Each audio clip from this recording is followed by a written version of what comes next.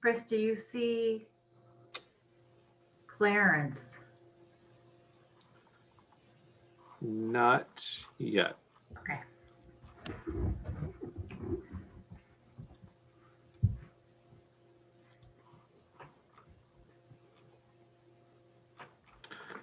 All right, at 7:32, we'll call this regular meeting of the Reading Board of Education to order for February 4th, 2021 at 7:30 p.m., being held remotely pursuant to Executive Order 7B.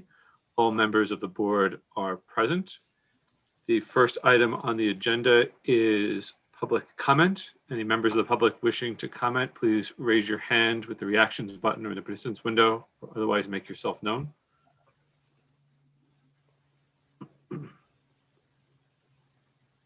I see Carolyn. It's always such a process to unmute myself. Carolyn Baker, 15 Indian Hill Road. Yeah, I just wanted to make a comment that, you know, I hope that as we go through these budget discussions tonight, that folks will be mindful of the fact that these kids are dealing with the greatest interruption to their education that I hope they ever face. And consider how broken we are as a town if we're willing to make cuts to our teaching staff, and meanwhile on the other side of the town be spending $75,000 plus on a single window. I can't marry those two concepts in my head as being okay. And I hope people are really kind of mindful of what other spending is happening in town where we could potentially make cuts to better support education in the schools right now. So thank you. Thank you, Carolyn. Any other public comment? I see nobody else in the participants window. Scrolling the tiles, nobody seems to be trying to get my attention. We'll move on to board member comment. Chris, I'd like to say something. Sure, Colleen. So much is going on, and I wanted to share a word of gratitude with the panel that got together to help with the JRMS principal interviews. I was only an observer, but I was so impressed with the work that they did and grateful for it. And if we can't have Phyllis, at least she's here helping us find the next person to help lead that school. And so I'm very grateful for that work. I notice in the names of the people attending the Zoom meetings that members of other boards are attending our board meetings. And so I want to give them a shout out as well and say thank you. I know how much time that consumes attending your own board meetings and then ours as well. But I really appreciate the extra effort that they're making to hear from us firsthand as we come up with our plan. And I really appreciate that work. I also want to acknowledge all of the emails we're getting. I really appreciate the time that the community takes to reach out to our board and let us know what they're thinking. I hear you, and I really believe in my board that we really all work very hard to try to come up with a solution that best serves the students with what the town tells us we can afford. And I appreciate the reaching out. Thank you, Colleen. Other board member comment this evening? Chris? Yeah, I just, you stole my line, Colleen. I was going to thank everyone who has written in and will be writing in with your opinions to board members. We do read them. We appreciate them. And I was just thinking tonight that this will be my 14th budget season as a school board member, which is about enough. But anyway, it's never easy. I think this year is not going to be an exception. Just for me individually, you're unlikely to see me jumping on a particular issue saying, I really like this or I really hate that, until I hear everything and have a chance to synthesize everything and sort of mentally go through that process. It's a process. It's a long process. It's a tough process. And, I appreciate the public who's willing to hang in there with us. Other board member comments? Thank you, Chris and Colleen. That brings us to item 4A on the agenda, the 2021-2022 operating and capital budgets. And to kind of signpost, we have been through the budget presentation. We've been through a workshop where we assembled an issues list that we want to kind of work through. We have asked questions with respect to some of the major new pieces of Dr. Harrison's proposal.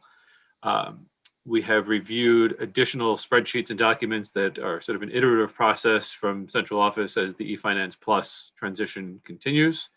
And we have made what I would call a tentative decision to pursue the Junior Bridges program at the middle school as part of this budget proposal. We have heard from our health insurance representatives what they think an appropriate funding should be for health insurance. And now, based on my cocktail napkin math from our last meeting on Tuesday, the all-in request was hovering in the low 8% range, 8.2, 8.4%, which is high. And so we're going to have to do some work to bring that number back down. And as part of what we talked about on Tuesday, I'm going to ask Dr. Harrison to spend some time tonight helping us understand his priorities so that we can figure out how we can manage the town's ability to pay against the issues facing the town from an educational perspective, from COVID and so many other factors, and the needs of the students. Thank you very much. Good evening, everyone. I want to start by just saying some thank yous. So thank you to to Clarence and to Stephanie, our central office administrators, also Vicky, but a special thank you to our administrators, not just our principals, but our assistant principals as well. The four of them have been working behind the scenes, really digging into their budgets and really thinking really critically about how we prioritize what the needs are. When you're working with students and really trying to deliver world-class education to them and for them, it is hard to really boil down to which is most important, because we really try to think about all of these pieces holistically. That said, I appreciate the work that they've done on the back end and the conversations that we've had. One last piece to that, just before I jump into some of the priority areas, is that Dr. Omori and Mrs. Hammond worked together and really thinking about, let's not just look at this as a budget of 2 schools that we just sort of shoved together, but let's really look at this from a pre-K 8 perspective, recognizing that we are all sharing the same students, and we're really thinking comprehensively about who we want them to be as we're sending them to high school after 8th grade. And so really looking at our programs and our priorities through that lens as well. As we shared during the budget process, really when it boils down to some of the big budget drivers beyond special education, and so thanks to the board for the formal support for the Junior Bridges program. But when we start digging into what the biggest drivers are, it's always around staffing. So I want to talk about staffing first and what those priority areas are without sort of relitigating all of the discussions that have been had prior to tonight. So I want to start with, we spent a lot of time at the last meeting talking about the 5th grade edition.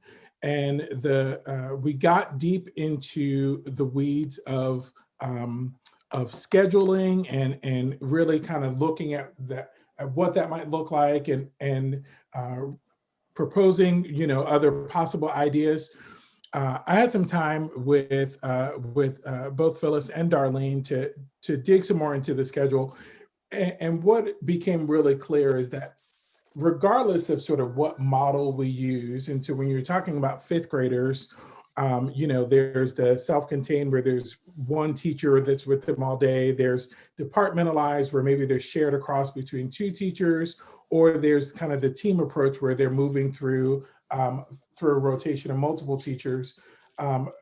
Regardless of what we're talking about, when you have 94 fifth graders, you have to have 5 places for them to go.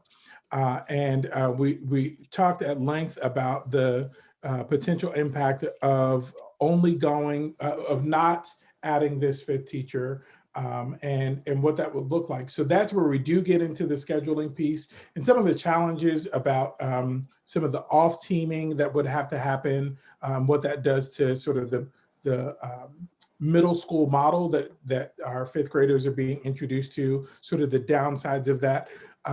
And then if we just keep it self-contained in 6th grade, in 5th grade, with not having any teachers come from other grade levels, and we only have 4 teachers, we would really be looking at pretty high class sizes. So when it comes to positions, that is really at the top of the priority list, given that I anticipate, I know what our projections for next year are. I think that it is likely that by the end of the year, we could be above the 94 students that we already know are heading to 5th grade next year. And that would push our class sizes into the low 20s. And I just have concerns about that, just from a number standpoint, but then specifically when in conversations with Natalie and Phyllis, we were able to talk about, what are some of the specific needs of this cohort, and what does it look like for that cohort of students to be in larger class sizes. And we felt that it was most appropriate to keep them in those just a little bit smaller groups. And so at the top of the priority list is that 5th grade teacher. The second priority when it comes to staffing, so jumping back over to Reading, is there are 2 primary positions that we've talked about in Reading. One was the 0.4 PE teacher, and then the other was the additional classroom teacher at either the 1st or 2nd grade level. We've had some discussion about that and just sort of exactly what that looks like, but essentially knowing that we need another body. Again, that classroom teacher is directly connected to class size, and the impact of not having that teacher there would result in larger class sizes. But the other piece that I felt like was a really important discussion was around the challenge with the PE teachers. So currently, as we mentioned before, at RES, we have 1.6 PE teachers. Those in all of the other special areas, we have a full 1.0 FTE. Students get music once a week.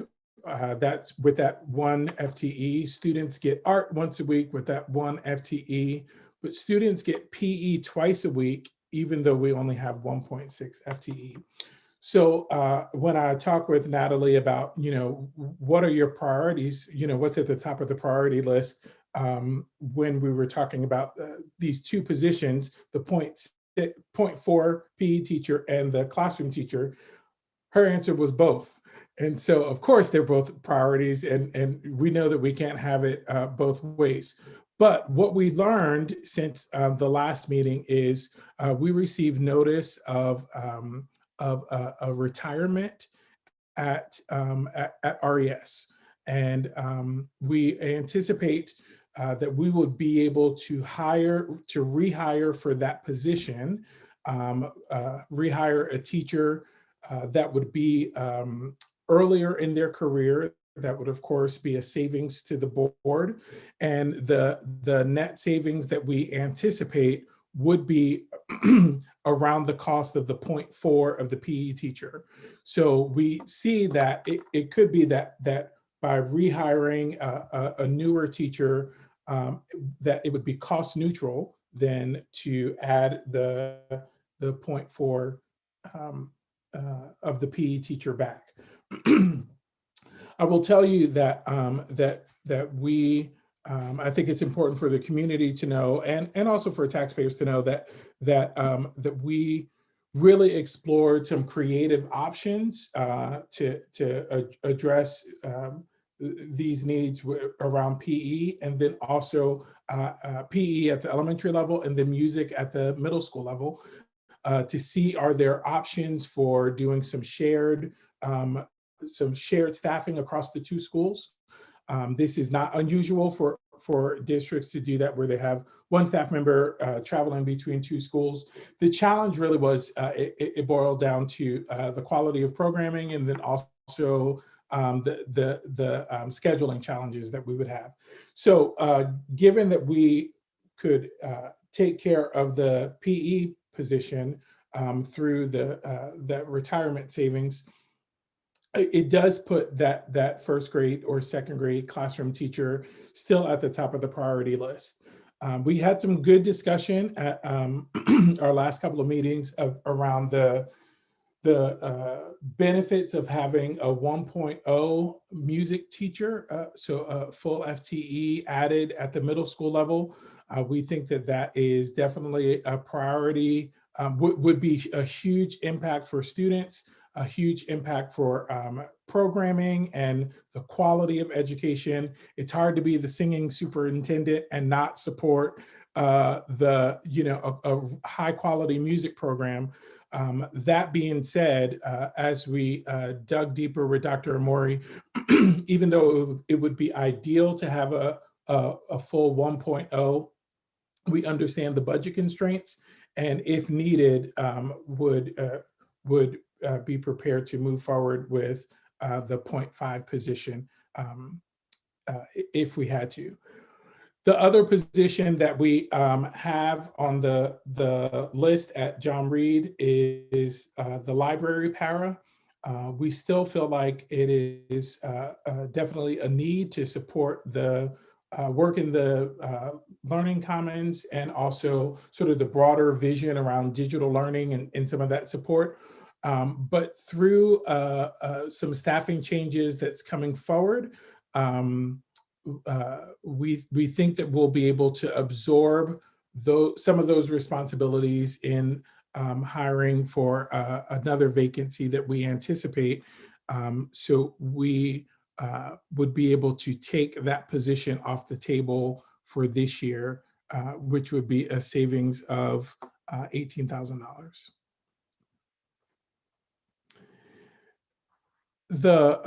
We had some conversation around the custodian position, and thanks to Darlene for putting together a kind of a schedule, kind of looking at what the staffing looked like for the custodian positions across both schools over the last several years, so we could see how that evolved. We do think that there's still a need, but in talking with both of the principals about the specific needs at their school and what the current staffing looks like, we do feel like we could move forward without hiring that new position for this year, which would end up being a savings of $39,672. Now, that said, we know that the COVID is not going away, and we know that we're going to have some specific needs as far as cleaning and all of those pieces. So I almost want to say we're sort of tabling this position, knowing that it will likely come back later, maybe next year this time when we're talking about the following fiscal year budget, because it does remain a need in the building, but we feel like recognizing the potential impact, we're really trying to weigh the potential impact to student learning with some of the other needs. Not that we want students to learn in an environment that's not clean and safe, but we feel like we could still achieve that goal without hiring that person immediately. Got it. All right. All right, that was exciting. All right, so I think that's where we are with the positions, and I wanted to kind of stop there and see if there were any questions. Dr. Harrison, so you just said a lot of good information there, and I'm taking some notes, and I want to make sure that I captured it all. So the 5th grade position you're saying is the priority. And because of the retirement, the 0.4 PE at RES plus the grade 1 position would be covered? No, so just the 0.4 Okay. PE position. Okay. And so I would say that because we're talking about class size and we know that class size has an impact on student learning, I would say that the 5th grade teacher and the 1st grade teacher, or the RES classroom teacher, that those really are equal priority. Okay. And then you were talking about a 0.5 position of what? Where? Music? Music, correct. Wasn't it a 0.5 that you were asking for? So we initially came in with 0.5 and then had some discussion and that it would be beneficial to have the 1.0. Yeah, okay. And so we're dropping back to the 0.5. Okay. And then will we still, with the hiring, with the change to the hiring plan for the Learning Commons para, we'll still be able to, what do I want to say, meet that need in the Library Commons? So we do think that we'll be able to meet that need. So we'll be hiring for Phyllis, remind me what the position title is. Technology support. I don't even know the exact title, to be honest. Thanks. So a tech support position, which is a rehire, which is it's a current position at the school now. But we believe that we could just make some modifications to that job description to cover some of these some of the responsibilities that we would have shifted over to the para for the Learning Commons. Okay. And that role is the tech assistant, not the network administrator, right? Correct. Thank you, tech Okay. assistant. Okay. Okay, I got it. Thank you.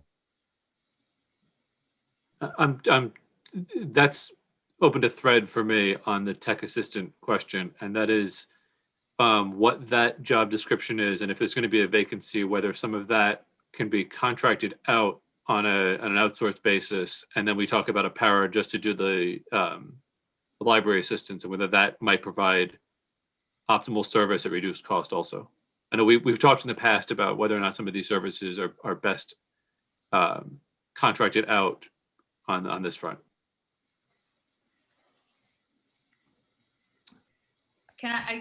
Do you mind, Rydell? I just wanted to share what it's like in my building. So we have a similar position in both of the buildings, and it is an all day, every day. So it would not be something where we just say, hey, we need a couple computers fixed. This is the individual who goes class to class, helps to support tech needs in the moment, and does also work collaboratively with the library media team at our building. So I'm assuming it's fairly similar at the middle school, but it wouldn't be something that I would consider as an outsource position, but a really all day, every day, meeting with teachers, helping them out, helping to fix those immediate needs in the classroom. And also with what we're doing now with the distribution of technology in the homes right now that we've done, this individual in our building has been integral to really managing and organizing that piece of it. So it's really much more than just, hey, we need this screen fixed. It really is beyond that. That's helpful context. Thank you. Yeah, I just would like to chime in as well. We have at any given moment probably 500 devices in the building that at any given time need maintenance and updating. So it really is a full-time job, and knowing the teachers, knowing their needs, it's not something you'd want to contract. And the proximity, literally, of where that office is to the Library Media Center, the Learning Commons, could, with the right person in the job, I think that person could help out and do some of those things that currently our library media specialist is doing for us. So I don't think it's a stretch to include some of those responsibilities. I think it's important to me that the library media specialist be spending as much of her time doing certified work as possible. And so I'm just trying to find the right way to balance that. 100% agree. Yep. Chris, you had a comment? I did on getting back to the 5th grade question. Looking down the road, not next year, but 2 years from now, you said the incoming cohort for next year would be like 94, some number like that, right? The year after that, okay, what is if you could take today's cohort, the current 3rd grade cohort and move them up a year and a half, how big is that cohort? And listen, I understand things change, okay? But I'm sort of I'm trying to understand whether next year's issue with the 5th grade is a 1 year sort of blip. That class has 90, Chris. Yep, 90. Okay, thank you. The year So, Chris- behind it has 78. That's now our smallest cohort coming behind. Okay, so the class that would be not next year, but the year after that, right now has 90. Right. Next year's 5th grade is 93. The year after is 90, 78, 91, 93. Okay, and I understand that, you know, it's not necessarily predictive, but it's an indicator. All right, thank you. Absolutely. So Chris, to your point, that was some of the discussion that I had with the principals today as we were working through this to see, are we trying to solve an issue for this year? And then anticipating that this would be an increased cost for one fiscal year, but then we'll be back at the table thinking about it differently. Yeah. Or is this going to be a sustained cost? And in looking at those cohorts coming up, and in conjunction with the Prouda projections, it'd be helpful to have the MMI projections as well. But it seems like it's going to be an issue or so that persists. For at least 2 years, yeah. Okay, no, that's where I was going with the question. Thanks. I think it really, the philosophical issue is this kind of where 5th grade is a flex year that's in some degree elementary and some degree middle, the way that we have it structured. And so, whereas once these same kids get into 6th grade, we can do it with 14 teachers on the team because they have the FPAs and the foreign language. They're going to be broken into 5 sections, and the single English teacher is going to teach 5 courses. But we can't do that in 5th grade because we're giving those block and a half periods for ILA and math, and that's what throws it all sort of sideways. Yeah, it's programmatic. And as we recall from last year, we do have teachers who are teaching a 4. We took to calling it a +1. And our thinking for next year is that if we don't offer the same +1s, you know, whatever gaps we will find as testing goes on throughout this year, we are firmly uniform in the belief that next year our core teachers could use that 5th section for those kinds of, you know, individualized teachings for whatever remediation or individualized attention students might need. And beyond that, there needs to be a healthy discussion about how we maintain a teaming with the enrollment that is projected. So we're confident that for next year we can, you know, maintain staffing, but it is a good discussion for the community to have and for the next middle school principal to have. But again, I wanted to point out, and we all are aware that our children are going to have different needs, you know, by the time next year comes around. So that was our thinking about what the +1 sections might turn into. So playing forward the enrollment, if everything stood still, we would have 82 8th graders, 77 7th graders, 75 6th graders, and 93 5th graders. So we would flip to being bottom heavy from being top heavy, basically. And so the flexibility for the teachers to offer those +1 courses or that additional intervention would fall to our upper level teams as opposed to our lower level teams at that point.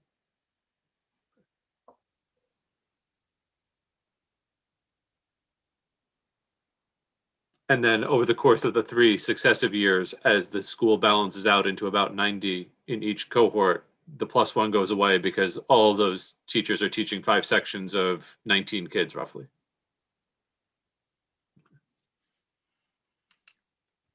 But to Chris Hocker's point, there would be no anticipated need to adjust staffing for the indefinite number of years after this, as long as we're projecting this sort of 90-ish number right through to the kindergarten cohort. That's correct.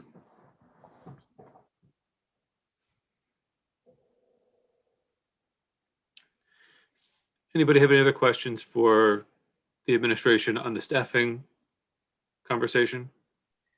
I have a concern that maybe you can make me feel better about regarding the music teacher.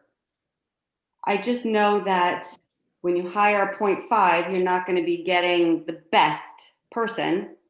And then it is my sincere hope that next year we would have at least 2 music teachers at our middle school. And then we're going to have this person that we've hired who is not the best.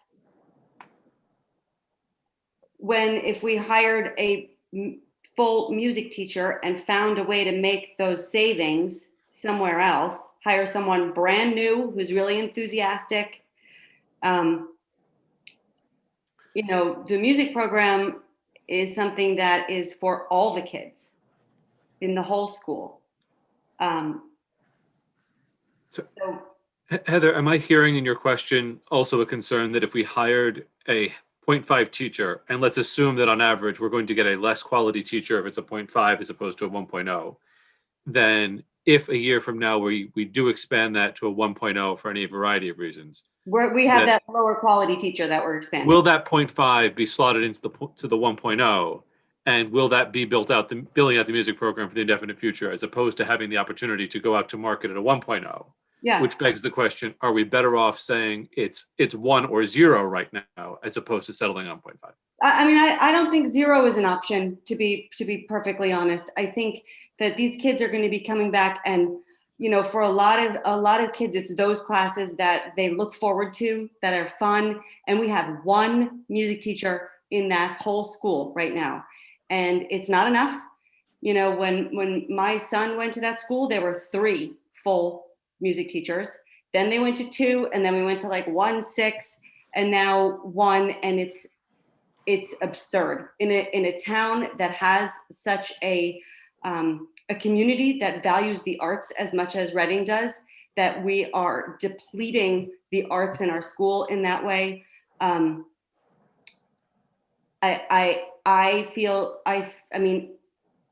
I don't know where we could come up with that other money to make it a full position, but whatever we can do, I would prefer to do that and just know that we're hiring somebody. I'm sure we could find a music teacher who is young and fun to bring some life to these kids who've been behind a mask for a year. More than a year at that point.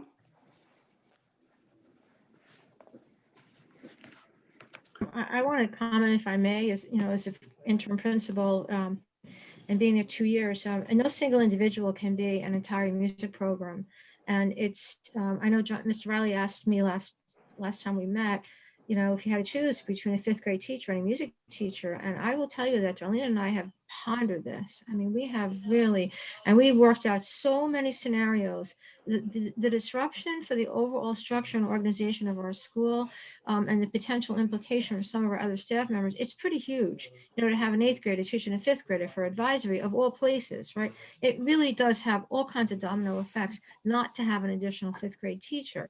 But it also impacts an entire program. I mean, honestly, we want and need a full-time music teacher. And I agree with you, Heather, to have somebody young and vibrant come in and I used the word today, jazz up the program, yuck. But in all seriousness, we expect one individual to be everything, to be our entire music program. And nobody can do that and spread himself that thin, and really give our kids, what they really need. So we need a full-time music teacher. I don't know where the money comes from, but the fact that, I've only been here 2 years, but the fact that we accept that we have one, it's sad, you know, and it is a need. It really is a need. I hope it's okay for me to advocate for that, because, you know, we all want to go to our concerts and be proud of our kids and give them opportunities to shine. And for some of our kids, that is their strength.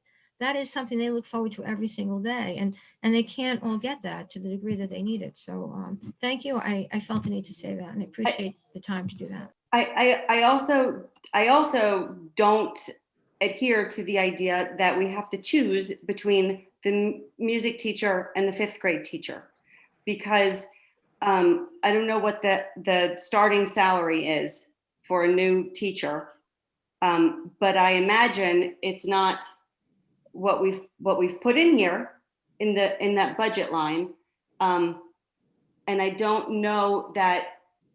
If, say, we need to put another $15,000 in the music teacher line, that's not the same as the fifth grade teacher. That's something else. That's a savings from somewhere else. It's not the where is it, the like the $60,000 for the fifth grade teacher. So that's my feeling. I don't think that this reflects the values of our town, of our community, of our school. It doesn't reflect our vision, mission, and purpose. So I would like to dig down a little deeper and see if we can find, you know, $15,000 somewhere that we could put towards making that happen. I will say one of the challenges when you're talking about 0.5 positions, in addition to the things that we mentioned, and this is a standalone 0.5 position versus adding 0.4 to an existing 0.6, right? I think that's very different than what we're talking about with the PE position.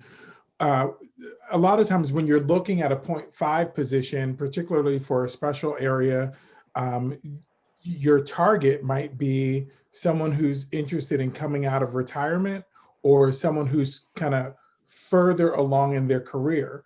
So when you start thinking about, what is the halftime cost for a very expensive teacher versus the full-time cost for a newer career, someone new earlier in their career, sometimes the difference ends up not being as much as you think once you sort of get down into the comparison of the cost or the anticipated salaries. In my previous district, we ran into this exact issue where we moved forward with hiring a 0.5 elementary teacher just to focus on instrumental music. It was shared between two schools. So really 2 elementary schools needed a 0.25. We ended up hiring a fantastic teacher. So he was fantastic and he had a lot of energy. So many of the things that we'd be looking for, but he was at the top of the pay scale because he had retired after many, many years, decided to come out of retirement and teach. And it was actually more expensive to hire the halftime teacher than it was to go with a full-time teacher at the beginning of their career. So what is the number we have plugged for this position? So we have, for the 0.5 music teacher, we have 34,200. 34.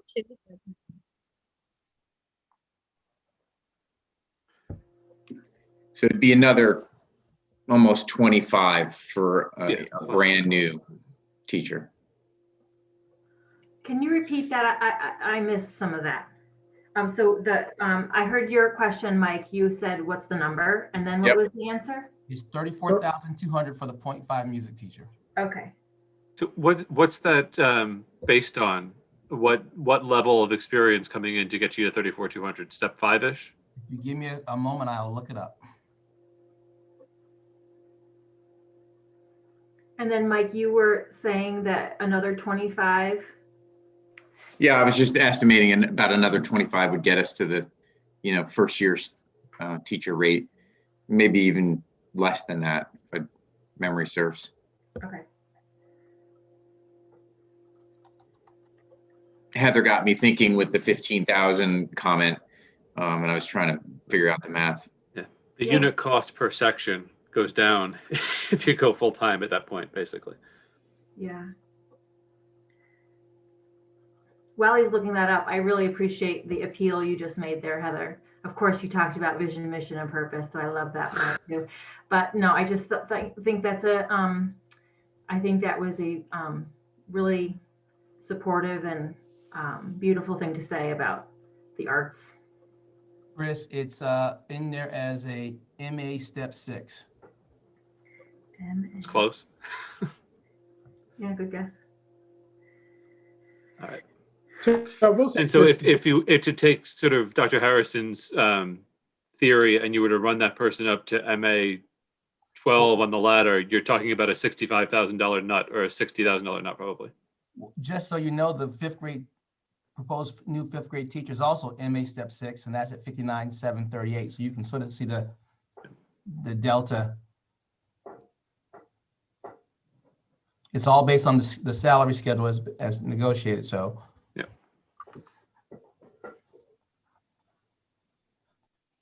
I mean, if we're looking for $20,000, I've been in these meetings also where we take $100,000 out of the health insurance line to cover costs. I just think that it's not that significant amount of money that'll be a huge significance in the lives of these kids and the culture of the school. I don't think anybody would argue that. I'm a huge advocate. Well, I'm a product of the music program at my middle school. It changed my life. We had one instrumental teacher and one chorus teacher for a school of about 1,000 kids. But still, the program manager changed my life. So, I couldn't argue that point at all. However, we're at about 8% right now, and we're talking about adding costs. It's Right, but I agree 8% is way too high, but the additional amount that would make this a full-time teacher is not the problem. The 20,000 is a rounding error, but we're living at 1.9 million, whatever it is that we've got to start paring back. Clarence, go ahead. I'll throw out a life jacket here. Dr. Pearson Eagle and I have been working on the math program contract, and we have in the budget, I think, for $80,000. Yeah. It looks like for the budget for next year, it'll be under $40,000. So you have some wiggle room there. If you want to find some extra money to pay for that 0.5, you could just take it from that math line. It doesn't change your overall number, but at least allows you to know where you can get it from. So we're in the process of documenting that contract, and it looks like it'll be under $40,000 for next year's budget. And we have a placeholder of 80. So you've got some money there that you can at least make that position of 1.0. It's the beginning of progress off the big number, basically. Well, holding the same number, really, right? If there's 40,000 less and we're looking for 20, that's $20,000 we're Xing off. So do that 30 more times. Well, I just started by talking just about the positions, but in talking with both of the principals, there were some other possible reductions that we had that I wanted to go through as well. And Clarence stole my thunder because I was hoping to swoop in and be the math program hero and say, here's how we could save 40 grand. Thanks, great job, Dr. Harrison. But there are a number of other places that as we were going line by line, we thought, here's a way to do this differently, or be able to use some of our. Why don't we go through that in a second? But first, let's take any other questions on the staffing while we're still on that topic, and make sure that everyone is clear on your sort of update on the priorities. On my list for the staffing, there's a an increase to the speech language pathologist position. And I've sort of treated that mentally as non-negotiable with respect to special ed. Is that a fair reading of that?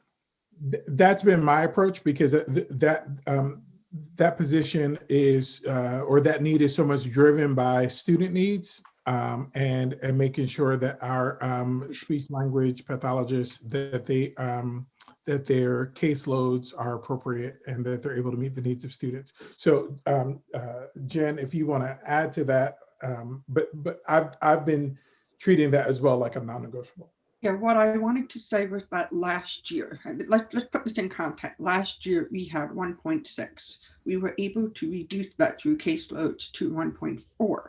And that's what we have put into the budget recommendation, 1.4 for John Reed. So really that is strictly based on caseloads. It's based on the number of sessions, and it's based on IEP mandates.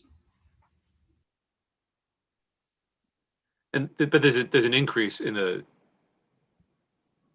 position. There was a less than 1 FTE request. I forget if that was it. 0.2. And the 0.2 comes over at RES, or am I misunderstanding? So that was in that first presentation. Clarence, we had some conversation about that, because I think what we determined was that wasn't a need that we were moving forward. Is that correct? I could. Dr. Harrison, I recall there was a lot of back and forth about needing a 0.2, moving to a 0.4, but the conversation was the realistic reality is our ability to fill a 0.2. So we put in $15,000 for the 0.2, knowing that we'll probably can't fill it and we'll have to outsource it to a private vendor. So we put it in 15,000 and the 0.2, but knowing our ability to find a 0.2 was slim to none, we fully acknowledge that we may have to transfer that 15 over to a professional service line to outsource it. That's correct. Right. Okay.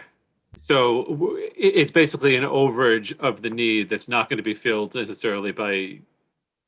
We'll post it, but we just don't think we'll be able to fill it because it's a 0.2.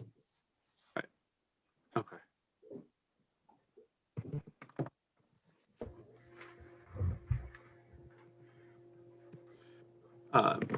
And then the other 2 staff pieces that I have in my notes are the half recess supervisor at the elementary school and the director of digital learning, which, if I understand correctly, all 3 boards have now approved. That's correct.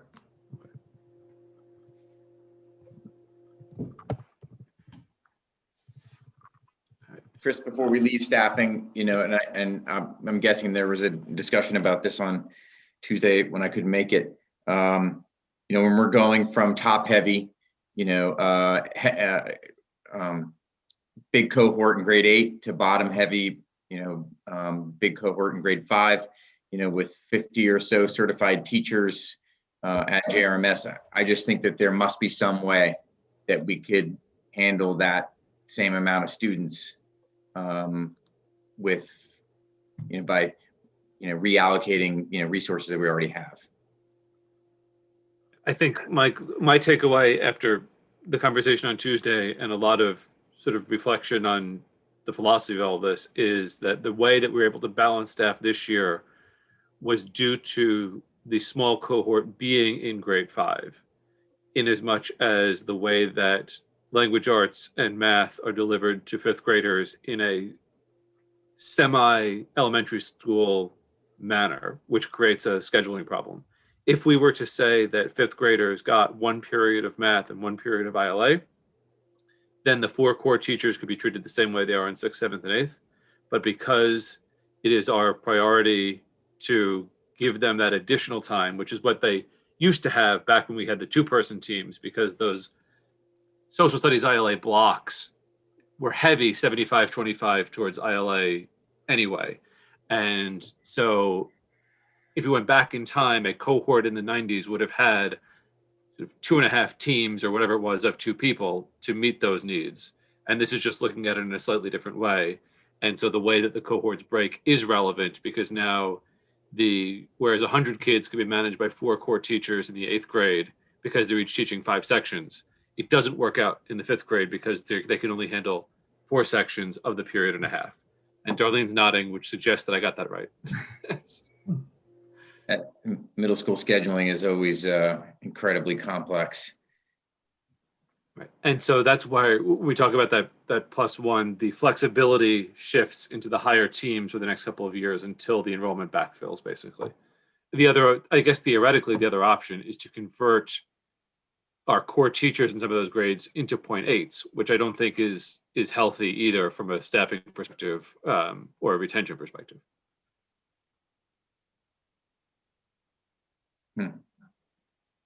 I mean, I don't think that's wrong, right? Phyllis and Rydell, if you said that there are 75 6th graders and you said we're just going to teach 4 social studies, sorry, your position is 0.8 now. Right. And there's also seniority issues in terms of the kind of certification that some of our teachers have. They can teach all of the, like an elementary certification where they could teach different areas. So you would have, for example, our current 7th grade science teacher would be teaching, would bump like the English teacher in 7th grade. It becomes very complicated, and you basically destroy all the teams. I mean, you could the foremost junior teachers would be the ones teaching the 0.8s because everyone else would absorb the ones. Or actually, because of certifications, it wouldn't even be that. We could lose one teacher and everybody takes a 0.2. So teachers, not the teachers who are not teaching language arts for right now, for example, a science teacher, a social studies teacher, if they have a generic certification, they would all take over teaching that a 0.2 of that language arts. It would disrupt literally the entire culture of the school. You could physically do it. I mean, yes, on paper you can do it and you divide it, but you can't divide up the number of students by the number of teachers in the same way because of this complication of the scheduling and the teaming. It just doesn't play out that way. If we could fit in, if we had fewer students coming into 5th grade, we would keep things exactly the same because our enrollment is flat. There's no change. It's because as Chris said it, and I don't know if I've ever heard of a 5th grade that didn't have at least double time, or at least what we're doing, time and a half with ILA and math. It's even 6th grade is frankly the transitional year in a lot of schools where they get maybe time and a half in ILA, which we don't have. So we can't, I don't even think we can consider just 40 minutes of ILA and math in 5th grade. It's just not enough. There's not at that age level. And Mike, I shared your concern as soon as I heard the request. I said, we've got to find a way to do this. And I've been pushing back. And I know Dr. Harrison will tell you, I spend time on the phone with him telling him this doesn't work, but I don't know how to get there. So the other thing, I don't know if I missed it tonight, but we discussed regarding the 5th grade teacher that if we didn't have it, you would have to have like 8th grade science teachers coming and teaching science to the 5th grade. And I don't think that's a good idea. Thanks for the explanation, Chris. Other questions on staffing? So Chris, you mentioned the 0.5 or the half an hour increase for cafeteria aides. That cost was about $2,500, and the part-time recess supervisor, that cost was $8,100. We didn't spend a lot of time talking about that, those because they're not even, they're not sort of, even a partial of FTE. I just wanted to make sure I was hitting on the staff increases in the proposal, so we all were on the same page as to what was being proposed as being added. So if there were no other questions on staffing. They're still being added. They're in the proposal, right?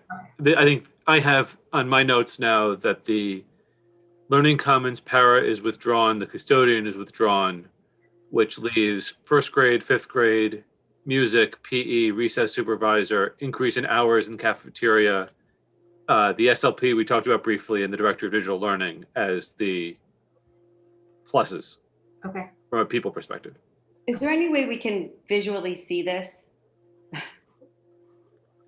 You're welcome to see my notes. Let's see. Got it. Perfect. Thanks. Hold. Thank you. I heard your camera, Colleen. Yeah, it's too much to write.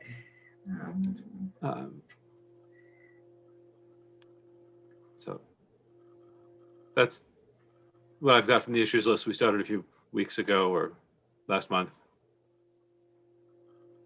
Is that good, Heather?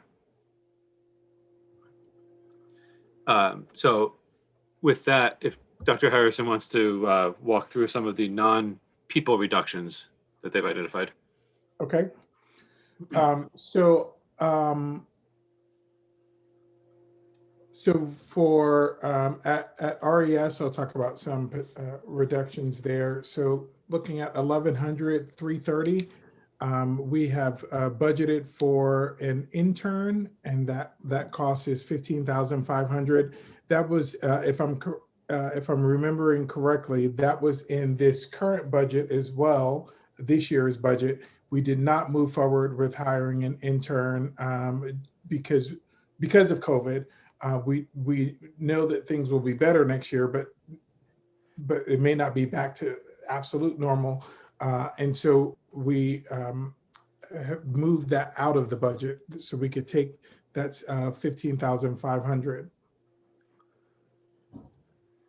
And that's in 24, 1100, 330? Correct. Yes.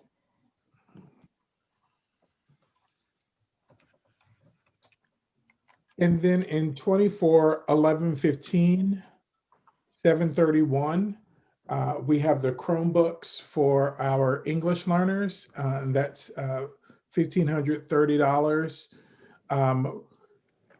So I'm actually going to let Natalie and Phyllis talk about just the Chromebooks in general, because they're doing some sharing and swapping. Again, I love the collaboration between schools to be able to cover the Chromebook needs and save us some money. Sure, I'm happy to start. We just got notification of a grant that was for this year, and we are going to receive any day now. I believe it's 118 additional brand new Chromebooks. That's grant money. In addition, we currently have at John Reed about 15 new Chromebooks that we haven't distributed yet to our students. And I just want to remind everyone that we are definitely at a 1-to-1, student to device ratio now, and we want to maintain that. So in order to maintain it, we had originally budgeted for next year for, I think it was 20, let me see, do I have the right number here? $24,750. But as it turns out, with this additional 58 that we're going to hold on to for next year's incoming class, with the 15 that we have on hand, we can reduce that order considerably and save about $15,000. So we're really happy to share that, savings with the board, and that would still absolutely help us to maintain our 1-to-1. Because I do want to remind the board that where we are now, and our teachers plan for our students to have their own devices. So every year we would be ordering for the incoming 5th graders, and they would hold on to those devices for 4 years. And we look forward to working with Clarence, who's done this in other districts, where we're going to try to get a self-insured program for our families, and hone the process of having the students keep these with them for the 4 years. And we already have a number of devices on hand that are in good working order. That's, should we have any breakage or we get some new kids into the district, we're in good shape. So that was a good thing to be able to say. Today we joked that there are Chromebooks falling from the sky, but we're very, very fortunate, and that's great. So at least 15,000 there. So if you're, with that, if you're, there are 3 line items that we'd be reducing the cost for Chromebooks. So the first that I mentioned is because of that, from 1115, 731, the Chromebooks for our English learners, that's a reduction of 1530. And then staying with RES, so 24, 2225, 732. reducing that amount allocated for Chromebooks, so cutting that by half. So that saves us about $7,800. Correct. And we would continue to support our L learners, that 1115 that you're mentioning. I'm going to have Joe talk specifically because, as Phyllis said, they're falling from the sky. Not really, because that would not be safe. But we are very, very grateful for the grants that we have been able to receive this year that are really, truly supporting our children, both our at-home learners and our in-school learners. I'll let Joe talk numbers, but our L population will still be supported. We're just removing it from there because we've had this generous grant. And I would just echo what Phyllis had said related to the status at John Reed Middle School. We currently have 433 student devices. 134 of those are checked out and in homes of our students and families. With the new shipment that we will be receiving soon, that'll bring us closer to our status of 1-to-1. So decreasing the amount in the line for next year's budget, because we will not need to replace as many Chromebooks that are reaching their end of life. And I think it's also important to note that as we move into next year and the year after, our Chromebooks will reach end of life. So not for the next school year, but for the following school year. I think it's 98 of our Chromebooks will reach end of life. The following year after that, I believe it's 102. So now that we have these devices, it's going to be important to keep that cycle of replacement ongoing each year. Yeah. Mr. Chair, may I? Please. We now have the capability to remotely determine age of our electronic devices, so we can actually create reports to tell you how old the device is and when it joined. So to Joe's point, I was going to tell you, so before anyone asked, those 8th graders that are moving on to high school are not going to use Chromebooks. We can't reuse them for the 5th graders because they would have had them for 4 years, but we will be able to actually know specific which devices to take out and based on their condition, and then go from there. I also want, if we're talking about reductions, based on our dialogue with the town, we may be able to reduce the lawn care amounts, and that's a total of $30,600 between the two accounts. We haven't solidified that yet, but the town seems very much focused on assuming that responsibility. We just got to figure out how we're going to do it. But that's $30,000 in the budget right now that might be able to come out. On the technology issue, I think it's always sort of, for the past several years, had been aspirational to talk about becoming a one-to-one district and doing that with sort of intention. And the way that COVID transpired and the way that grant money has fallen from the sky has sort of dropped us into a one-to-one, not by intention and not as a one-to-one from a curriculum perspective, but as a one-to-one from a technology perspective first. That being said, I think it's suddenly very important that we have a clear technology plan for the next several years so that we can project out what those costs are, both in training to use this and to make one-to-one truly a part of our curriculum and not just a toys that people carry around piece of it. And also so that we can understand and telegraph to the community, here's our replenishment schedule, here's what you can expect to have to pay to maintain this. Similar to how, going back 15 years, the town bought into a technology plan with respect to investing in smart boards. I think we need to look at that the same way we look at facilities capital planning, looking at technology planning, so that we all kind of can project out and not have conversations every February about whether or not we're going to punt on STEM lab computers for another year or things like that. Just have a clear idea of what's coming. Chris, that's a good point. We talked about this just a little while ago in the Region I meeting, that this is one of the benefits of having a director of technology and digital learning in place, because part of their work will be focused on that long-term plan, on the procurement of devices, and then a real clear plan for refreshing. And you get the benefit of bulk purchasing and savings when you're kind of doing that and thinking through it from the central office level across all 3 districts. So I do think that we're going to see some significant cost avoidance in the future by having a clearer plan. People hate it when we talk about putting money into the central office budget, but I think that to the extent that we can unify the 5 schools under a single set of technology expectations. We're all going to benefit from that so that we can all buy into a same refresh cycle and a same idea of what applications are running across the districts, because to the extent that any one district holds up that progress, it sort of retards the ability of everybody to move forward. So we talked about the 2 line items from RES as far as Chromebook savings, and Phyllis talked about $15,000. That's specifically coming from 22-25 732 Chromebooks. And so between those 3 lines, just with the Chromebooks and the grant, or the Chromebooks falling out of the sky, that's saving us $24,340. Rydell, on that line in 732, are interactive whiteboards smartboards? No, so I can jump in and speak to that. So earlier this year, we did an inventory of the smart boards in the building.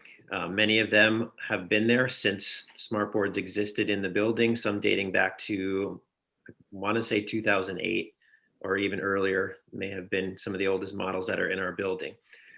So Rebecca Richards, our stick coordinator, and our technology assistant, they were the 2 that went through the building and did an inventory and spoke to the teachers about their needs and how they're being used.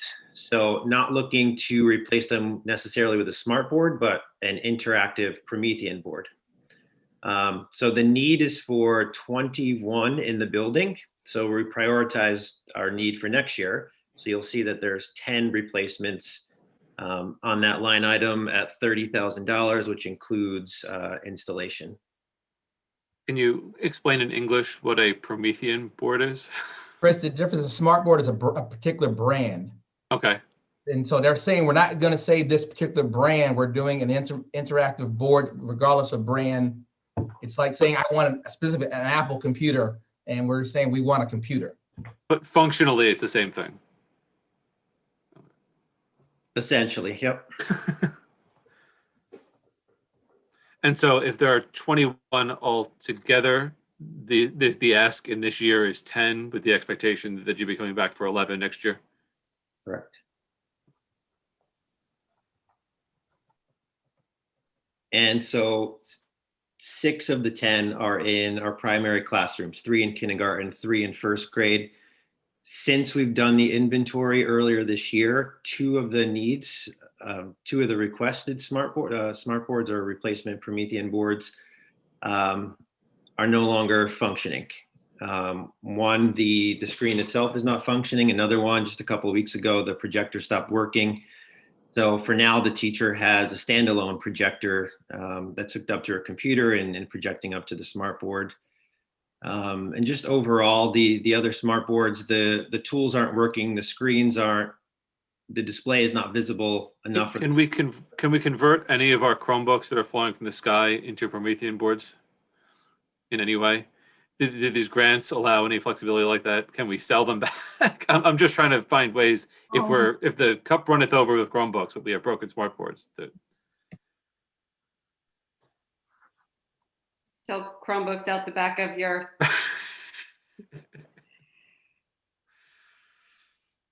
You laugh. In my last district, we got a bunch of new Chromebooks, and we got a call from a police department in Massachusetts that they had found one of them. And I was like, well, we just got it. How did it end up in Massachusetts already?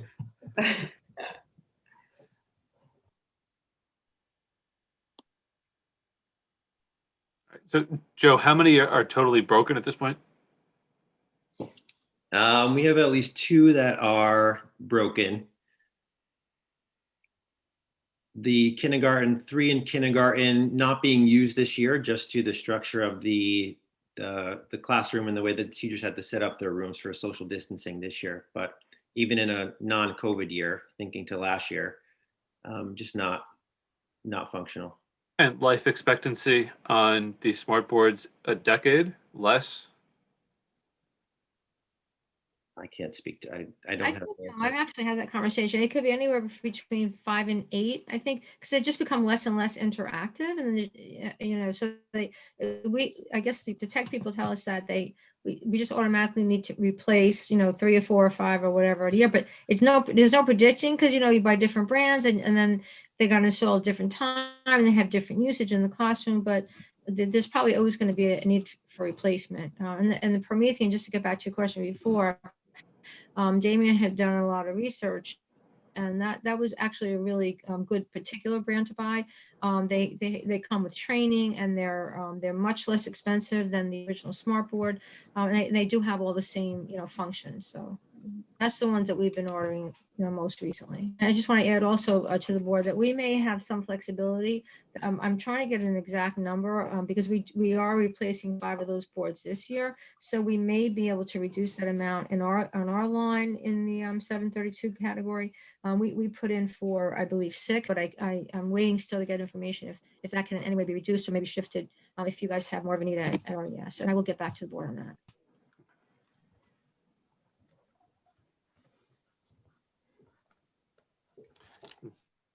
Sorry to sidetrack you, Rydell. Nope, that's fine.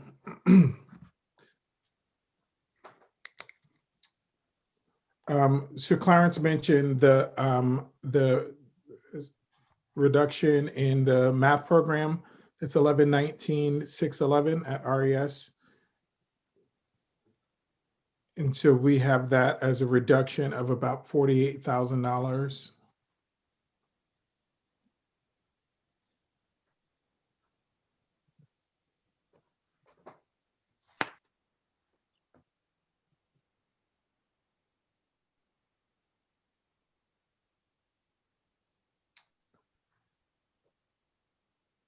And then the one other area at RES, it's a small amount, but 1126,114, the money allocated for the garden club is $2,040. And that was something that we talked about as a potential reduction.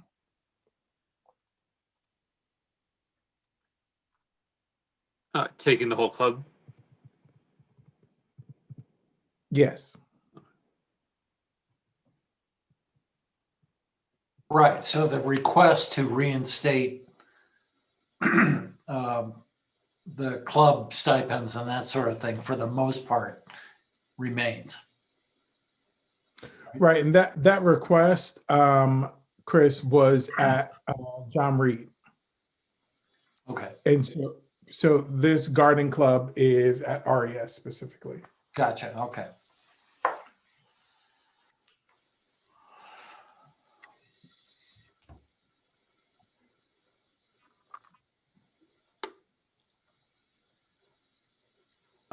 It's another small item in the same section while we're in the 1126 land.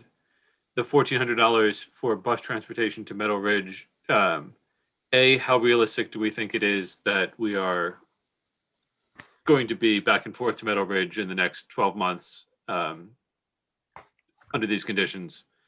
And secondly,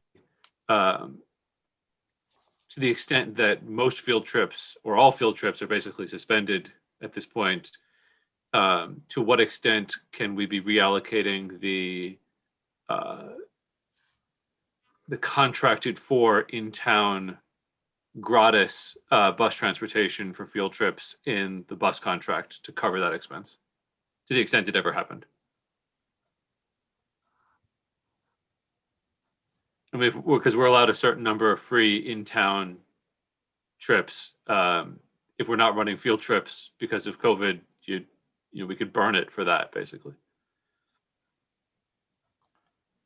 Mr. Chair, is that gratis a per district benefit, or is that in total? Meaning, is that something the bus company, because they view us as a single district, so is that something they provide to all 3? Because I don't want. I see where you're going with that. I don't recall the specific contractual language as to what the obligations were. Mm-hmm. But it's a very small amount, but I just think that there are several ways in which the cost could be avoided entirely.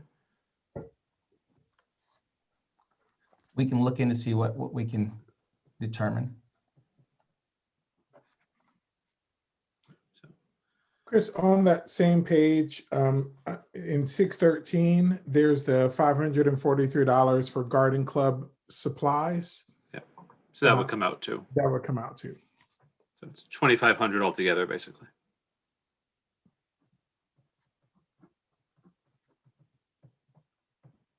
Almost 26.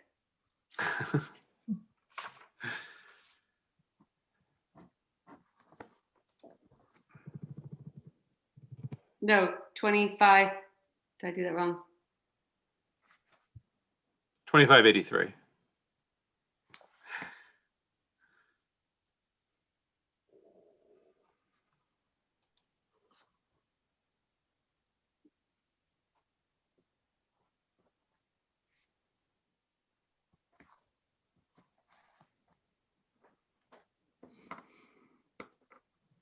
And that was all that I had on my list for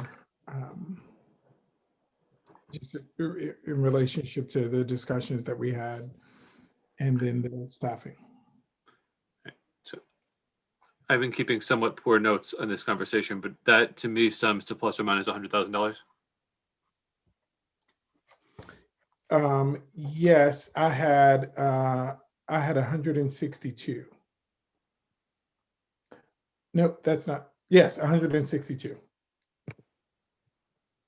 That include the music being put back?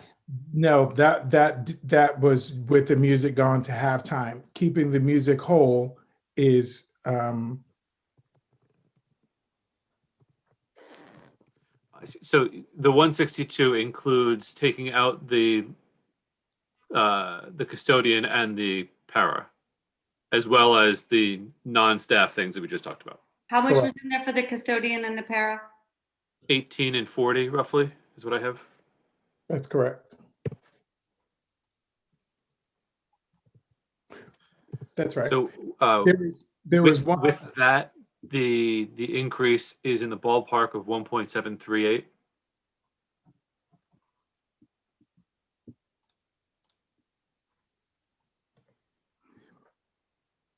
And that's million, not percent.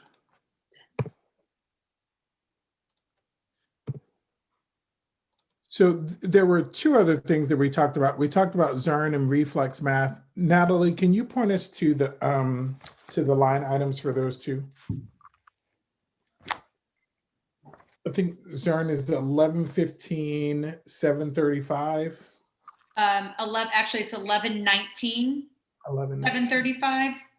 So again, really excited about our new math Envision coming to us. And so when I worked with the math specialist to take a look at the top needs and really the comprehensive nature of the Envision resource, we recognize that the reflex math license and the renewal of the Zern license, that we could use the program that we are purchasing to access those. And so that's $57.95 total.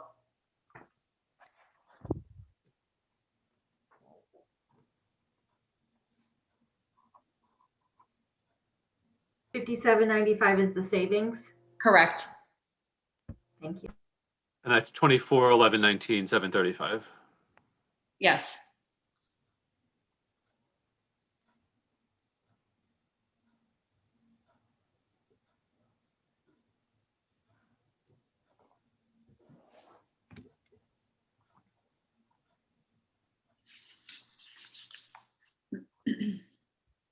Mr. Chairman, is it appropriate this time to discuss the impact of the two stop loss versus the one stop loss to the budget? Because that's something new that wasn't there before. So we might at some point want to discuss that assumption that we've made. Yeah, I think that's, I'm happy to have that conversation now if Rydell is sort of finished with his list, unless there are other things that folks want to address. That's a $175,000 mover, basically. Yes. Or, I mean, I'm not recommending this, but if you decided to ignore the recommendations, you could go lower, but I wouldn't recommend it based on our recent claim history. Because the recommendation of Brown & Brown suggested a 21.5% increase in our costs, which is about $600,000 and close to 3% of the budget by itself. So right now, taking what we just talked about, I see the increase in the ballpark of 7,677, and of which half almost is, or 40% is health insurance. Precisely.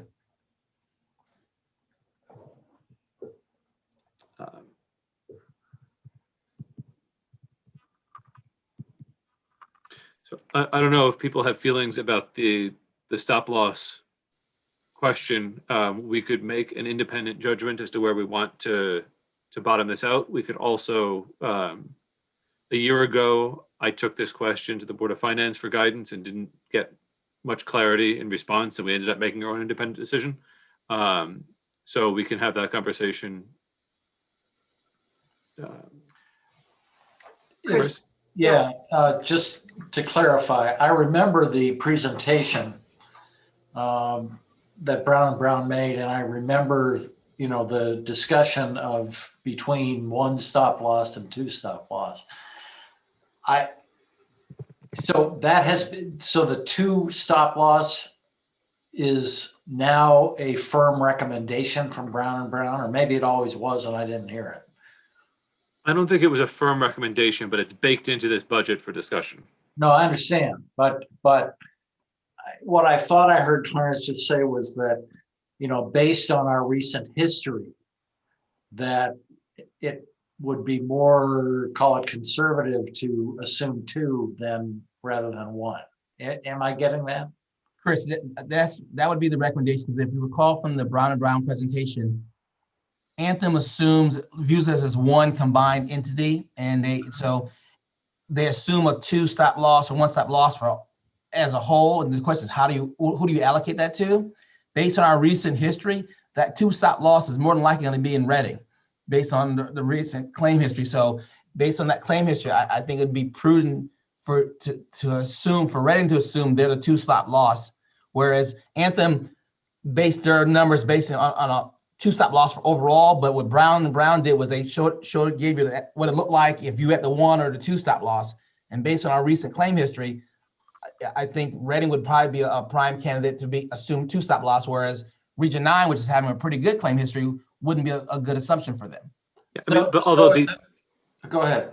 I mean, we came from a situation where we had a good claim history, and then we got walloped with multiple stop losses all at once. Yeah, I understand that. But that said, to me, it doesn't necessarily follow that for an insurance that covers all three districts, that the allocation going forward should be on one district or another, because at the end of the day, as you know, in a situation where one district runs short, there's a provision to sort of square it up, right? Well, Chris, I want to make it clear that the Anthem views it as one district, but it's really three separate districts. So if there's a stop loss in Reading, that has no bearing on Easton or Region 9. So just because Anthem presents the proposal as one, Brown and Brown is trying to break it out and say, look, though Anthem presents it as one, you've got to look at it as your own individual program. And right. I think Chris is saying that if Anthem says we're expecting 5 aggregate stop losses across the 3 districts, why don't we just divide 5 by 3 and budget for the likelihood that we have a 1.6? I mean, right. Because at the end of the day, 5 is 5, and it's all going to get paid for by somebody, and you have to, true it up at the end. But I mean, we've seen that movie before. That's not terribly unusual. So you either look at it as one, and I'm probably being very simplistic here, but you either look at it as one whole or as 3. But it sounds like you're sort of, not you, but that it's sort of, the recommendation shifts whether you're looking at it individually or as a whole, depending on the situation. And so I'm not getting that. I mean, why couldn't you? It's only a number. Why couldn't you just say 1.6? You could say whatever you like, but the issue is when the claims come due and you haven't reserved enough, at some point you have to find some way to pay that bill. So it goes back to the point, if we can convince the Board of Finance to set up the non-lapsing account, you maybe can have some money there to cover the delta. But you need to have the reserve. Now, if you're comfortable going back to the Board of Finance, say, hey, we need some more money, then you can budget for a smaller number. But just based on your current trend, the two-stop loss is likely to occur. And like I said, that's just a past trend. It may change. It may flip next year. We don't know. But right now, where you're trending, like we're waiting on the January numbers, but November, December, our claims were over 300,000 for Reading. In contrast, Region 9 was barely over 100,000. So right, but the stop loss applies to individual cases, right? Correct. Okay, so that if you've got a high, sorry about this, you just got to educate me. Maybe everybody else gets it. That since the stop loss number applies to individual cases, so that our overall history, you could have a whole bunch of high claims that are below the stop loss, right? And still come up with an aggregate high number. And it would have nothing to do with the stop loss. Correct. What I think Brown & Brown is trying to do, since Anthem views it as a single policy, they're trying to bring some clarity to what your individual situation be per district. And that's why they're making that recommendation that Chris has on there of the 3.3, because they're saying from your perspective in Reading, you've got to be prepared for two stop losses that occur solely in Reading. Now, you don't have to take that recommendation. You could do something lower or higher, whatever your choice is, but that's just their recommendation. So for budgeting purposes, just so you can see the impact, Chris Parkins, the chairman, asked me to put in the two stop loss number. You all can change that to whatever you want. It's just that's just their recommendation. You can accept their recommendation or not, and just choose your own number. You can keep it flat if you wanted to. You could take the Anthem. If we took the Anthem number, you take $500,000 out of the budget right now. Yep. We've seemed to follow guidance from Brown & Brown each year. We cut programs at the same point in time, and then it turns out we've been lucky, and we were returning hundreds of thousands of dollars every year. Yeah. So I think that's something that we really need to consider as we're making decisions as to how much we're following guidance. Because also, if you recall, when Jay was giving his presentation to the tri-boards, he said very clearly one of his jobs is to make sure that we are not under-reserved. Right. And so they take a conservative approach, which if you look at the document on the screen, they're asking Easton to budget $500,000 more than Anthem. They're asking us to budget $500,000 more than Anthem. And they're willing to think that Barlow is going to come in at $300,000 under. So they think in aggregate, the program is going to perform $700,000 worse than Anthem does.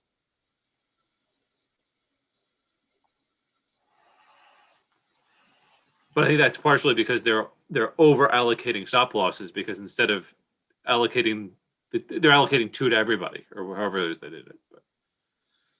Isn't it, Chris? Isn't it 2 plus the 20% increase prediction? Or is the 20% increase built into the Anthem number? I think the 21% is baked into the 3.3 number. Correct. Yeah. So if you were to split the baby and say, we're going to add 10%, you're looking at a $250,000 delta, not a $500,000 delta.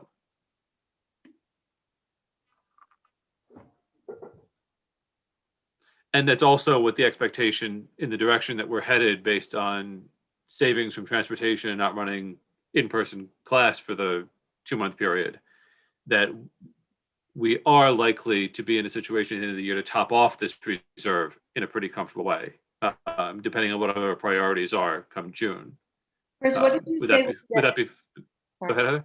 What did you say would get it so that we take $500,000 off? Take the Anthem number.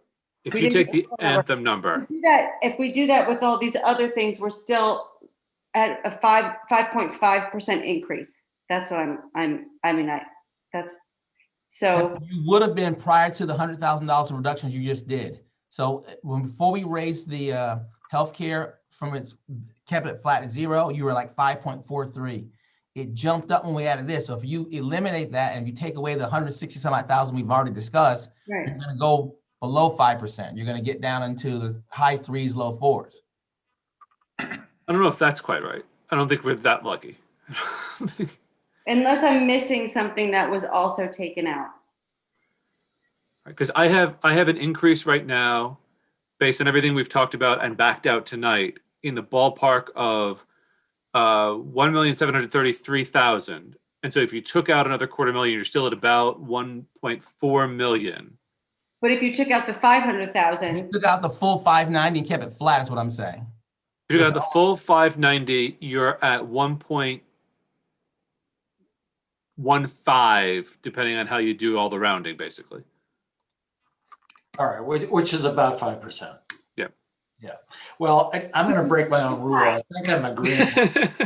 I think I'm agreeing with John that it bothers me that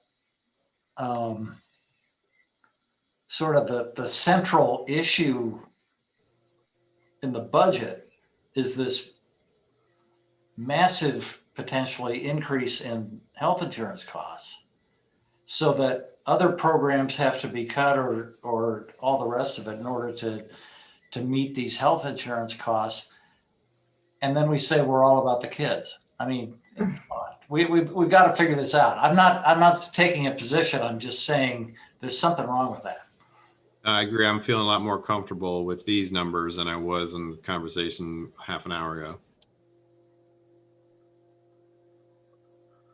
agreed. And John, thank you for pointing out every year we return hundreds of thousands of dollars to the town, and that's programs, teachers. Right. It's opportunity cost, basically.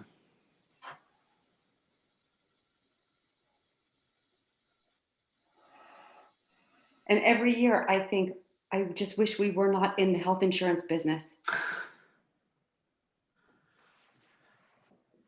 Well, you could end up in the same place that way, though. Yeah. You end up in a worse spot. Yeah, or worse. Yeah, that's the problem. It's a dilemma. It's why, you know, I don't think it's likely to be a huge, solve to all of this, but to the extent that the legislature adopts some sort of public option that districts can buy into that is more broadly embraced, understood, and run than the partnership plan, maybe in a few years we're not having this conversation anymore. But for right now, this is now it's our conversation. The devil we're dancing with. So, am I the only one that would be interested to see the history of, in the last few years, how much at the end of the year we've been able to contribute to the health insurance reserve and how much we've returned to the town? Like, is that true that I know last year we returned money to the town, and that's as far as my memory goes. To just put to sanity check this thought process that we, have been doing this.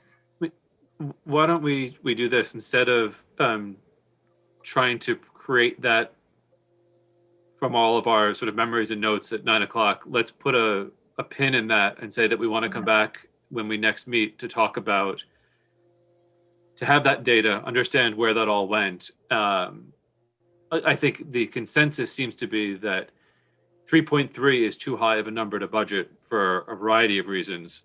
2.8 might be the right number. It might be too low. It might be too high. But the answer is probably somewhere between those two poles. Right.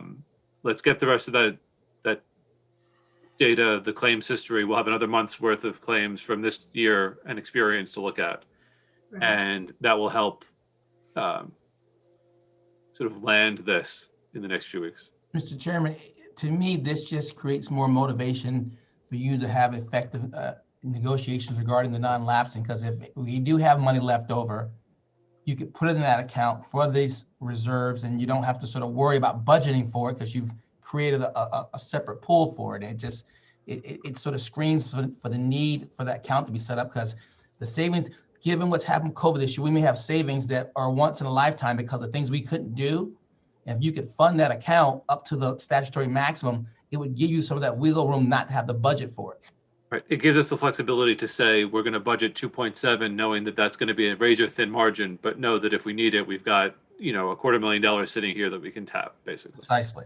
I Can mean, you give us a status on that account?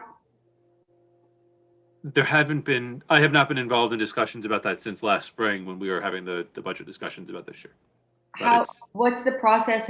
What's the likelihood that we're going to be able to do that? What's standing in the way of that? it's going to involve renewing a conversation with the Board of Finance. And it's ultimately their discretion to create the account. Procedurally, you all have to vote to create one, and then the Board of Finance has to approve that creation. And then, you know, we've got like language already created for it, but those two bodies have to vote and to approve it.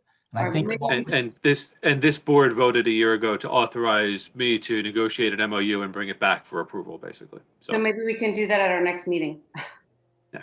So at least our part of it's done. And I'm proceeding under the expectation that authority remains valid, and we'll continue those conversations or restart the conversations to see where we can go. Chris, this is a very complex year with lots of moving pieces from COVID, from potential expenses over the summer that we haven't even really touched on, and at ESY and the extent to which that breaks fiscal years and things like that. Colleen?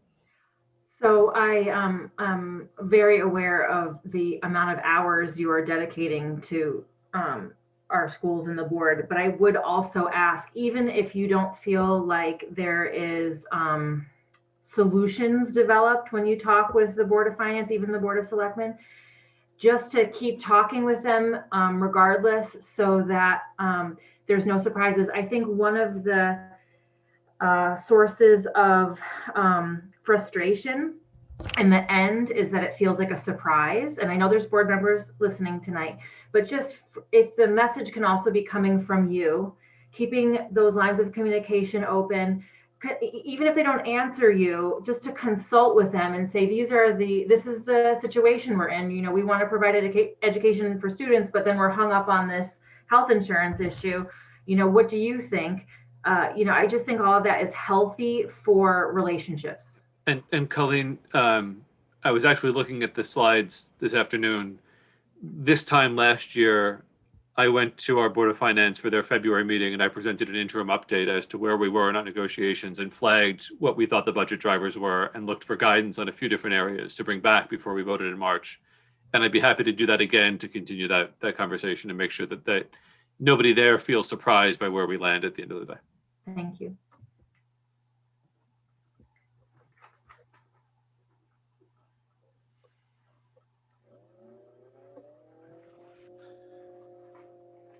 Let me take this back off the screen.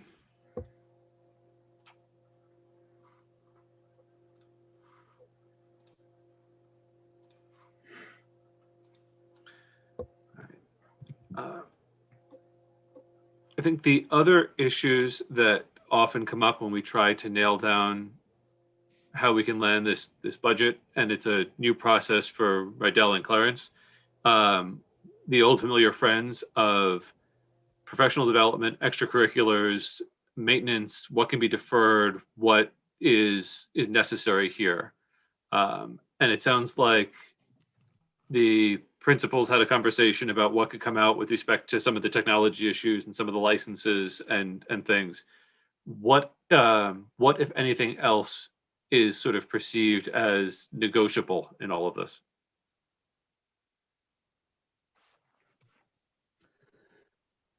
Chris, I'd like to have some time to talk with principals about that. I will say that when I'm thinking about how we use financial resources and how do you get the most bang for your buck, all the research says that the thing that has the biggest impact on students and student outcomes is obviously the teacher. And so then professional learning is really the only investment that we make in the growth of our teachers, and is typically not in every district that I've been in. It's typically sort of the first thing on the chopping block because it's so hard to kind of quantify its actual impact. without slicing it down and almost making the teachers sort of, I hate to use the term jump through hoops to prove something, but that professional growth is, I know that we don't have a ton of money budgeted for it. I think we have more this year in comparison to previous years, and that's really based on our focus on diversity, equity, and inclusion, and wanting to have some real concentrated support around that. I want us to be able to talk about it, but I also want to sort of preempt the conversation with just knowing that for me, when it comes to the priorities, that professional learning is really a huge piece, and so I want to advocate for that, while of course being willing to go back to the table and say, all right, let's dig in a little bit deeper and let's see, can we get impact have with our teachers at a reduced cost. I think one of our great laments every year is that professional development is one of the things that gets reduced, as is curriculum writing and things of that nature. And we then all gnash our teeth about why we don't invest enough in it, but it's a circular, never-ending problem as we fight uphill battles against contractual increases and health insurance and things like that. I also and we no longer have the benefit of declines in enrollment to sort of take the low-hanging fruit of, we can lose a classroom teacher because there's only 70 kids. Colleen?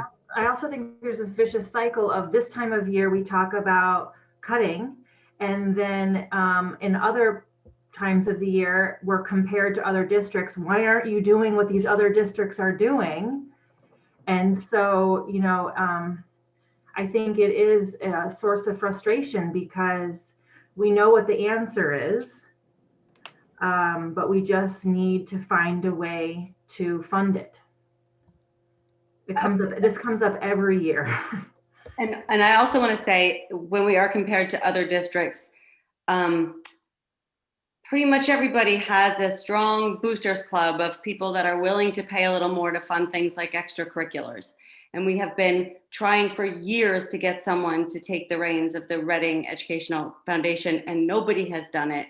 And so when you compare us, say, to, New Canaan or whatever, and you're like, why is our per pupil cost so much? Well, in some towns, some of those costs are covered by people who have money and are willing to just give it to the school. So we don't have even a mechanism for that at this point. I also want to point out, and I don't want to do it again, where we talk about professional development, but we completely disregard tuition reimbursement. And I view those two things as, investing in our teachers. So we talk about the one side, but never about the other. That's true. Yep. So, if professional development does get lowered, just remember tuition reimbursement is still out there, and that's also professional development. It's not just that. It's not just that we reimburse on the tuition side, but we also reward our teachers for moving over, from ladder to ladder in our pay scale. So we incentivize that. We sure do. Sure do. I still think as a employee, a pay raise is different than, I'm agreeing with you with the tuition reimbursement, but to me, as an employee, there is a difference between a pay raise and an investment in training. There's a difference between also, Colleen, a straight pay raise, meaning another rung on the same ladder, and the opportunity to move from one ladder to another, and having the district partially fund that move from one ladder to the other. So just, I'm not advocating for zero PD or, or any particular number on the PD. I just want to make sure we don't forget that we also do that. This is a complete package of the things that we offer. Just switch gears entirely. I have a clarifying question for Clarence and to a certain extent Jen Del Conte with respect to outplacements.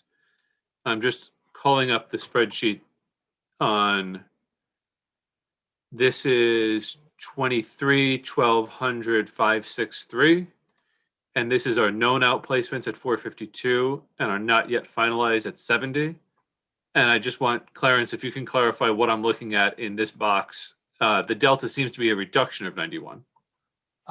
So if you may recall, we had a report out of eFinance that didn't have the notes and didn't give you guys much detail. So we provided the one with the notes.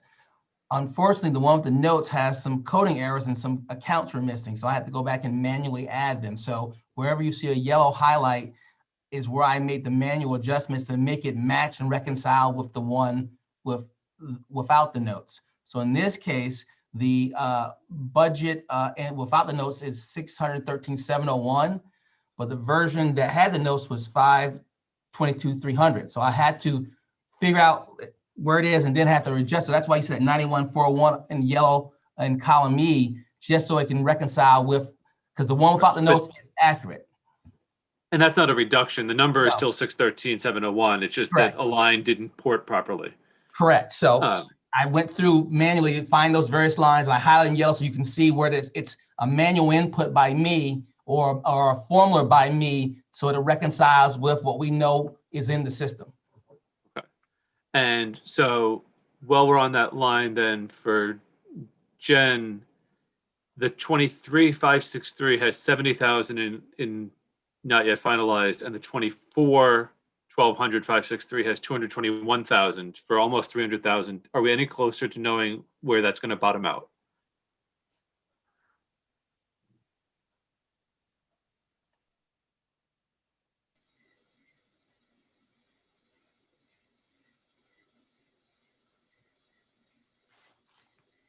I can't tell if Jen is frozen. Maybe she didn't hear. Jen, there was a question for you. My internet is a little bit wonky. So if you could just repeat the question, that would be great. Looking at 1,200 563, the not yet finalized outplacements, it's Yes. about $300,000 worth that were in the budget. Are we closer to finalizing any of those? We are in the middle of our PPTs now for the upcoming year. So what we've been doing, Jen H and I have been prioritizing, the PPT meeting for those students that what I call iffy. They can go either way. So we've been trying to hold both PPT meetings. I would say within the next 3 or 4 weeks. Just to get a sense of supporting them. So. We are making those budget adjustments, but that adjustment was based on the bridge numbers. We took out the student that we said that we would, put into that bridge program. So pretty much, that's why you're seeing that that number change. But really, within the next 3 or 4 weeks, hopefully, I should have a firmer number. Yeah, and just so that I know from how Clarence structured this, the not yet finalized outplacements are the 300,000 that do not include the about 450,000 we talked about before that would have been bridge outplacements. We have to outplace several students anyway, and I believe I would have to go back and look, but I believe there were like 2 or 3 students we absolutely have to outplace simply because we don't have a program for that. And that's in addition to the known outplacements that we've already effectively contracted for. Yes. All right, but right now, anything in the line that says, that's basically in that iffy category, in that screen you were just showing, the 70,000, that is in the budget request as of now. This isn't going to be something that's added on, oops. Right? Yes, it's in there now. Okay, so barring new somebody moving into the district or something like that, that number could either stay the same or go down, but it's not likely to go up. I'm glad you said that because I was going to give you my speech about snapshotting time about people moving in, but I'm glad you said it for me. No, we get that. We get that. Yeah. Chris Hawker, I think that did happen to this, in the, how many years have I been on the board? The 4 years. At one point that did happen to us on the board. and it's very difficult to predict. We also had a year where a bunch of kindergartners showed up. That was maybe my first year, so it's hard to. It does happen. It's hard. Yeah, I hate when that happens. I love the kindergartners. No, I did. It was a narrower question, which is to make sure that I understood that all the contingency is already in the budget request. There's nothing that we can foresee at this moment that isn't there. It's more likely to move favorable than unfavorable at this point. Right. That's all. This is, if you want to use a scenario, this is the worst case scenario with the 21.5% increase in healthcare. We've got the SPED in there, so that we don't see it changing in a negative way, but it could change in a positive way, and we hope that happens. It's conservatively structured right now, and if we split the difference on the outplacements and half go and half don't, $150,000 there, and if you take out the $500,000 on the health insurance, you've taken 3% off the budget request on those two items. Mm-hmm. This just sort of reaffirms the general mantra of people in my line of business that your drivers are going to be salaries, SPED, and healthcare benefits, period, point blank. And it's what you all are, finding yourselves facing. And those are going to be the drivers, and you want to make those difficult choices so you can serve the children. The question is how fast are those drivers driving, and how much margin do they leave us to do anything strategic or anything that we'd want to do otherwise to meet those needs? Correct. Which is why we're having conversations about $2,000 software packages and $1,400 bus trips. So you're talking about garden supplies. I'm glad that we're talking about that stuff, because there's every year there was $2,000 fish pond. And so I think that people want us to be looking at all that little stuff also. Does I'm thinking of it. Rydell, you talked about the possibility of withdrawing a request for certain teachers or that sort of thing. Is that also reflected in the benefits line? In other words, you know what I'm saying? In other words, if you take away the salary of a teacher, does that then get reflected in the benefits line as well? If we remove a teacher from the budget, their salary, we have a corresponding reduction in the benefits, Chris, if that's what you're asking. That's why I just didn't want to end up, budgeting for benefits for someone who ain't there. So that's all. Yeah. So I think Chris, a couple of. So go ahead, Rydell. The numbers that I talked about reductions for tonight, I was only talking about salary. I wasn't talking about benefits. So I was going back to the numbers. Remember at the first presentation, we talked about are the numbers that I have for the positions, are they fully loaded? And we were talking just salary. So then when I backed out that amount, just in this conversation, it was just the salary. Okay, no, I understand. I understood. My point was only that we not, lose track of that. Because, right. And I also understand that in a partial FTE, you may be paying full benefit regardless of whether they're 1.0 or 0.6 or whatever, depending on the position. So I get all that, but it's a nuance that I just, felt obligated to bring. Yeah. Chris, a few years ago, we had a conversation about that with respect to adding and subtracting and how much you carry along with the benefits. Because if you look at the allocation rate for somebody who comes on with the family coverage, it's closing in on $25,000 now. On a single, it's a third of that, and such and so forth. And so it's hard to sort of tack a number to it. And the recommendation at the time was to take a more holistic look at the insurance program generally, to give you a sense of how to budget for that and not get tied into those individual pieces. In part also because when we gave direction to hire at the step 1, 2, 3 level, we tended to be hiring folks who are close to being right out of college and would come to us under other coverage also and would not elect our coverage until they turned 26. Okay. And so that played a role in some of the budgeting decisions that were made in the past. Well, and I remember a couple of meetings ago, this came up as to whether we were trying to attach individual coverage to each individual or whether there was sort of a universal number that we assigned per FTE or however that works, based on a, couple, or however we do it. Just want to make sure it's all kind of accounted for and nothing leaks out the top. That's all. Chris, back to bases and outplacement. I'm unclear as to, so bases comes in at an additional cost, and I'm unclear. You mean bridges? Excuse me, yeah, bridges.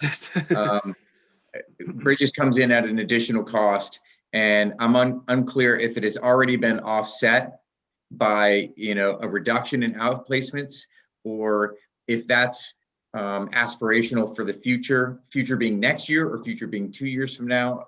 Yeah, Mike, my understanding is that the budget that was presented originally had a hole in it, which was to be filled by either about $500,000 in projected outplacement costs or the cost of bridges. And it was presented with neither to begin with. And we gave direction to include the bridges cost. So that added the $100,000 plus or minus. But the additional projected outplacements that Jen has targeted for the junior bridges program were never formally put into the request. So there's an implicit cost avoidance that we never saw in the numbers. Got it. And then I remember from Jen's original presentation that there were more students that were further back, in RES that would likely move to an outplacement that would have to be. Is that correct? That is correct. I think we did develop the junior bridge. We call it the Basis T program at RES last year, because we did it at no cost to the board, because we already had 2 teachers. We just reallocated those resources. So we have kids currently in 4th grade, 3rd grade, and 2nd grade in RES that are in that program. But I also wanted to say that we're also in discussion with students that are currently outplaced to return them to district. And I believe the only reason we're able to return them is because we have this program at RES. And that will allow us to continue to program for them as they go to John Reed. Oh, so you could, that's not about junior bridges. You could possibly get them to come back based upon what you built last year. Well, last year when we split the program at RES, we had outplaced 2 students, because you had paid for a diagnostic seat, and those students at that time were really we didn't have a place to come back to. So when we split the program at RES, we actually returned 2 students from CES back into the building, and we're already in discussion with CES now about potentially returning more students next year. Okay. So you're looking at it, we have the potential to return students, but we also have the potential to prevent students from going out. Yep. So how can we support you in that process? That's a process I'd like to see, come to fruition.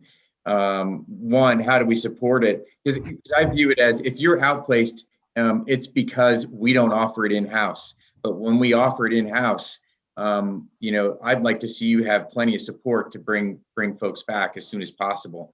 And I don't understand that process. Can you bring them back, mid-year, or do you have to wait for the summer? How does that look? Because this is potentially 100 a piece. So big numbers as far as the budget goes, right? So you want to know, I'm trying to make sure I understand the question. So your question is, when do we bring the students back? What is the process for bringing them back, and how can we support you in that process? Is there something that we can do for you, or the central office can do for you, that will make you successful in that effort to bring them back? It's really a 2-pronged approach. I mean, typically, as we know, a lot of our students do not handle transitions well. So we try to minimize the number of transitions that a student has. So to me, the optimal time to bring students back is usually in the summer, maybe at the semester break, or even in the upcoming school year. Like, for example, when we have a conversation with CES about returning a student, they like to present us with data. to say, we feel this student has mastered their goals and they're ready to return. So here it is in February, and we're having a discussion now about the possibility of returning a student back in the fall. So it is a process. Once students go out, it's really about building the relationship with the agency that they now trust to educate their child. And usually at PPT meetings, we say, while we're outplacing your student, it is our hope that at every PPT meeting, we talk about the criteria by which to allow your student to return to district. We start that conversation the day we outplace them and say, it is our hope that, they can remediate what we couldn't, but at the same time, as they're making progress, it is our goal to return them back to district. It's a process. And we have to show parents, we have a program here, so it's always better to show parents something that we actually have. So, before we have that next meeting, because, these are significant, the outplacements are significant costs. I'd love to have you just one more time, because you're going to have the benefit of a couple more weeks here, just one more time, take a look at the predictions, knowing that, we haven't voted on the budget, but we've given you a soft approval on the Bridges program. Mm-hmm. One more look with the benefit of a little bit more time of, how many we're going to have outplaced. I quantify to the extent you can. And I understand that, an exact number and you're trying to prove something that isn't there and all the rest of it, but understanding, kind of real world underlying potential for savings realized now, in the past, in the future, by building up our own capacity now, so that, if we're trying to present ourselves as thinking long term, then, we have to be able to show that. So what I would do is I would take the presentation that I did at the last time. I'll look at those numbers again, and I can certainly update it, and I can certainly try to expand on some of those and see if I can get you more definitive.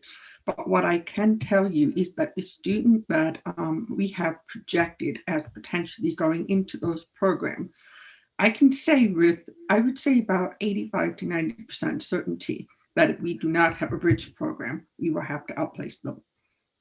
But I will look at those numbers again. Okay. I think overall, it's an excellent story to tell for how we're building capacity. And also, as we've been hearing for several years, the complexity of needs of our students has changed and evolved. And I think this is a huge step forward in meeting those needs within the district.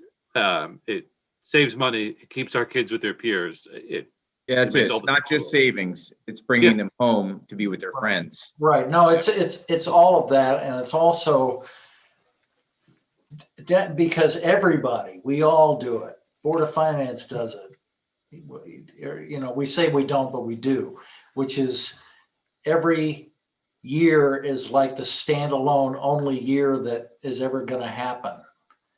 And if we're going to encourage everyone to start thinking at least a few years into the future, then we have to demonstrate that what we do now is going to have an impact in 23, 24, and the only way to do that is to,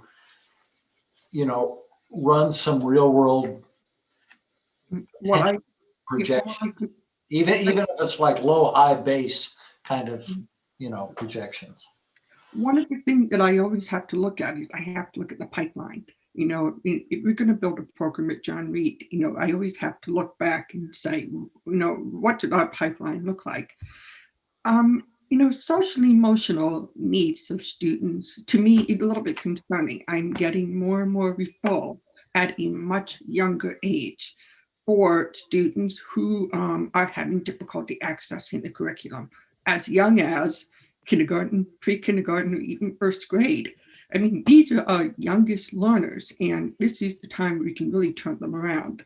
But as they get older, their social emotional needs sometimes increase. And then I have to find a home for them, because what I'm also seeing from out of district placements is more and more districts are looking for therapeutic outplacements because of these social emotional challenges that our kids are facing today. Can I ask in terms of the what Chris was just talking about, the future savings, but there's also, as you mentioned, the potential for students to pay to come to our program, that I'm wondering if, and I don't know if this is even possible, to find out how many kids that are nearby that are being outplaced to someplace very far away that would pay to come to our program. I think you have to, first of all, you have to start by making a commitment to the students of Reading. That has to be your number one commitment. But to me, your number two commitment could be to Easton, because, if you do the Junior Bridge program at John Reed, you will actually be helping Easton fill the gap, because they don't have a program that starts in grade 5, whereas you will. So in other words, Reading could outplace the student now to Easton, because as long as that child in grade 6, because that's where the Helen Keller, H-band starts. So to me, the most logical outplacement would be is to have a student, maybe 4th grade or 5th grade student from Easton come to Reading. That's where you start building it, and then you can go into Danbury or some of those other places. I have to add this. As some of you know, I've been associated as the ER9 representative on CES for several years.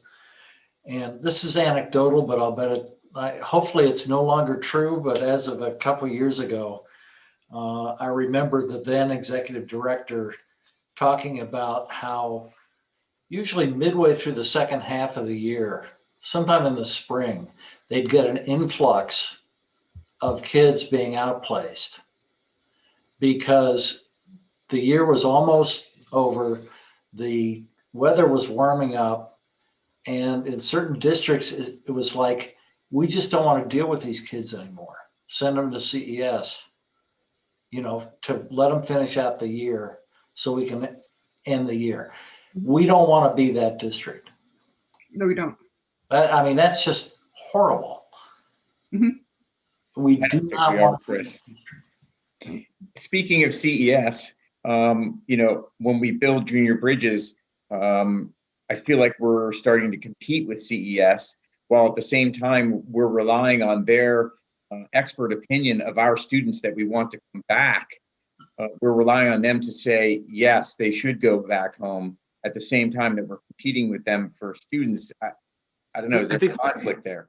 I don't know if we're competing with students. I have a very good relationship with the with one of the other CES directors, and I belong to the same professional group as CES.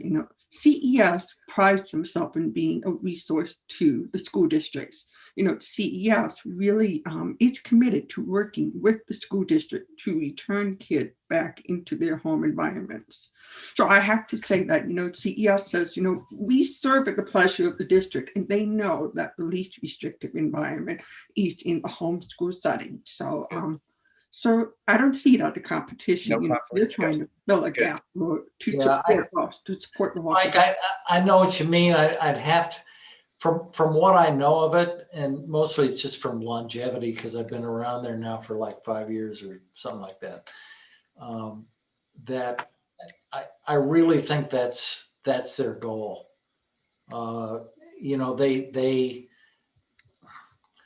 They get paid according to by service. They have managed their funds very, very well over the years, so that the return of a child is not going to have an impact on them financially. It would be so negligible they wouldn't even notice, even if they didn't have that philosophy. Okay. And ultimately, I think when you talk about the PPT convening to talk about the best placement, if the family knows that there's an option in district, that's going to be persuasive if it's sufficiently robust. So I'll have something prepared for you guys for next week. I mean, the next budget session. You know, I'll take a look at those numbers again, and I'll see where I can bump it out, and I'll see if I can show you the trajectory of where, of what it would look like. Thank you. Thank you, Jen. Being mindful of the time, I want to kind of regroup on what our open issues are and what everybody's homework is, so that we know what we're pulling towards for our next meeting. It feels to me as if we are looking at bottoming out on the health insurance question, which is going to involve the information Colleen requested with respect to sort of the last several fiscal years, what was returned to the town, what was returned to the health insurance performance of the program, to sort of assess that against Brown and Brown recommendations at our budget decisions to see how comfortable we are at various points. It's the junior bridges and special ed discussion we just had. I think we need to come to a final decision with respect to the staffing questions. We've heard the superintendent's priorities with respect to classroom teachers, music teacher, the other adjustments that were made tonight. I think everybody can continue to dig through on a line item basis for other areas for which there might be additional questions or savings. My expectation is that we can take the reductions that were made tonight and ask Clarence to plug those in and circulate a revised draft, which is a nice benefit of moving from Phoenix to the system. We can be working in a little bit more of a dynamic sense and not off of spreadsheets and notes forever. Are there any topics that require additional depth that we're aware of for right now that are worth mentioning? Colleen? So I just wanted to ask, I don't think we talked about this, you know, if COVID precautions are going to continue, is there any scrubbing that could occur, assuming that conferences are now going to be over Zoom and that there's not going to be the travel component? I know that that's very small dollars, but, you know, I'm just trying to think of any sort of, you know, rock that we can look under. Oh, my other question is, if there's going to be federal funding, COVID-related federal funding, is there any indication whether or not there will be strings attached to that funding? So, for example, I know we've just gone through this whole custodian thing, but if the custodian could be justified, at least temporarily, as a COVID precautionary measure, you know, if the federal COVID funding requires that, you know, that it be COVID related, are there ways in which we could meet needs by using that sort of money? So I can answer that question. So there are strings attached to that money. It's really looking at 4 areas that we could spend. I could share that out with the board. I can't remember the 4 off the top of my head, but they're broad enough that you could potentially be creative. The thing with the big string, though, that's going to be attached is this concept of this money needs to be used to supplement and not supplant. So we have to be careful that we're not shifting an expenditure away from our operating budget and using this money as a replacement where we wouldn't otherwise need that resource.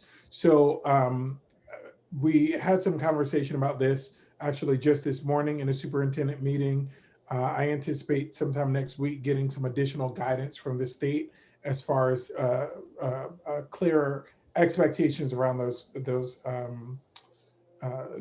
those strings look like. Thanks. Chris, I wasn't clear whether the lawn care expense being moved from our budget to the town budget was a done deal or still needed more homework. I don't believe it's been fully negotiated, but I think that we're moving in the direction of being comfortable taking it out of the budget. So Mike, it's not a done deal. The first select woman and the head of public works and highway department met me over at RES last week in the bitter cold. So I commend them for coming out in the cold. We walked the ground. So there seemed to be intent on seeing they can figure it out within the guidelines of the use of the field by the children, which limits their hours of doing it, but they seem focused on trying to figure out a way to do it. Okay. Mike, what was the first part of that? You were asking about the mowing? The lawn maintenance and the mowing. Yes. And I do want to continue the dialogue also with Clarence and with the town on some of the issues that we had talked about this time last year. Property and casualty insurance premiums, MERS pensions, and which budget they should sit in. But that's not a cost savings. That's just a shifting in accounting that we can continue to have that conversation. If I could ask Clarence, a couple days ago, Chris, you sent around the spreadsheet where we were all supposed to ask questions and get answers. And I noticed that all my questions, the answers were blank, whereas he answered Colleen. So I will say guilty as charged, but I answered Colleen's weeks ago. So yeah, right. No, I just wanted to. I did notice that. I saw some anomalous stuff and was just looking for, and it was usually in small areas. Yeah, And we just, I just haven't had a chance to update it because we've been trying to figure out the stuff going up the system. So I've been more focused on getting that corrected. so it isn't me. It's not personal. No, it's not personal. Colleen was actually happy because when it first went live, I think we answered hers the same day. So we're slowing down in our response time. Well, I would say most people should listen to Colleen before they listen to me anyway. So Oh God. I'm with you. All right. Anything else to flag for budget from any board members tonight? Any other guidance the administration is looking for from the board tonight or in the short term? I don't need it immediately, but based on what I'm hearing, should I leave the healthcare number as is, or should I take it back to where it was before? I know you haven't resolved, but I would say leave it as is now, just so we're not moving the number too many times. And when we have the discussion, we can move it to its final resting place. That's fair. Yeah, I do have one more thing, Chris. At this time of year, sometimes we talk about retirements. I heard about the one retirement at RES that I think we weren't expecting from when we did that a year ago.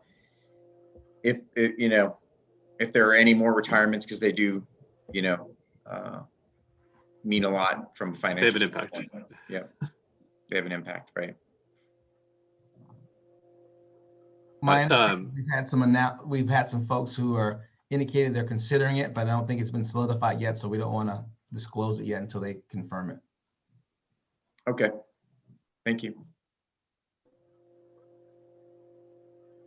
All right. If there is nothing else, we will close the budget discussion for the evening and move on to public comment. Any members of the public wishing to be heard, please raise your hand in the participants window or with the reaction button, or otherwise make yourself known if you are still awake.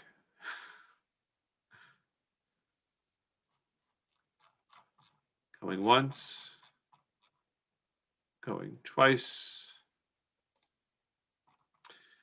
Board member comment. I just feel like this was a great discussion. I appreciate everybody's input.